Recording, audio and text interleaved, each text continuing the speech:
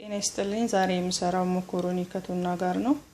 የሚያስፈልጉ ነገሮች እዚህ እንደምታዩት 400 ግራም የሚሆን መኮሮኒ አለ፣ ቱና አለኝ፣ ፍሬሽ ቲማቲም ወይም ደግሞ የቆርቆሮ ቲማቲም፣ እዚህ ጋር የተከተፈ ፐርስሊ አለኝ፣ ቀይ ሽንኩርት እና የሎሚ ጭማቂ፣ ነጭ ሽንኩርት እና ቃሪያ፣ ቲማቲም ድል፣ እዚህ ጋር ኦሊቭ ኦይል አለኝ፣ እዚህ ጋር ትንሽ በርበሬና ግማሽ ማጂ አለ። ይሄን መጠቀም አለመጠቀም ይቻላል።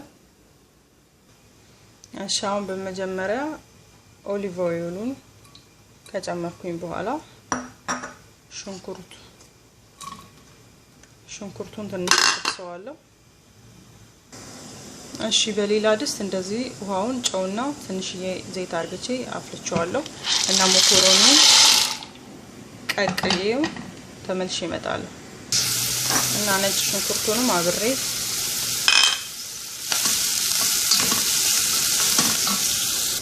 እሺ አሁን ቲማቲም እጨምራለሁ እና ይሄንን በደንብ አርጎ ከሚቁላላ ድረስ በደንብ አርግቼ ያቁላለዋለሁ። እሺ እንደምታዩት ቲማቲሙ መጠጥ ብሏል። አሁን የተቀረውን ነገር እንጨምርበታለን። ማጂውን እና የቲማቲም ድል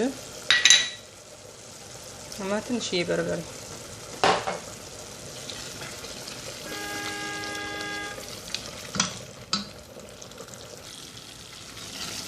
እሺ አሁን የተቀረውን ይሄ የፐርስሊ የተከተፈ እና ቃሪያውን እና የሎሚ ጭማቂ በጣም ቆምጠጥ የሚል የምትወዱ ከሆነ በርከት አድርጋችሁ መጨመር ትችላላችሁ።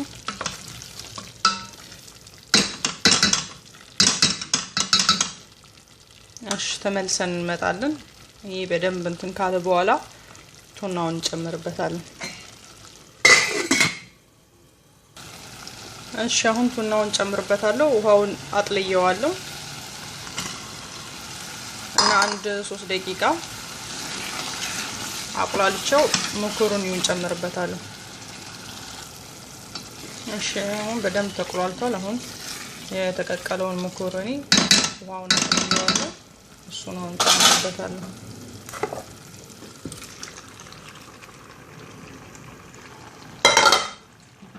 እሺ ይሄን በደንብ አማስዬው እሳቱን በደንብ ቀንሼ ለተወሰነ ጊዜ ያክል አብሮት እንትን እንዲል ልተዋዋለሁ። እሺ ትንሽዬ ጨው ጨምርበታለሁ። እናንተም እንደየጣዕማችሁ ቀምሳችሁት መጨመር ትችላላችሁ። አሁን ይሄንን ትንሽዬ እንዲዋሃድና በደንብ ቆንጆ እንዲሆን ከድኜው ለተወሰነ ጊዜ ተመልሼ እመጣለሁ። እሺ እንደምታዩት ጨርሻለሁ። እንደምታዩት ፓስታው በደንብ በስሏል።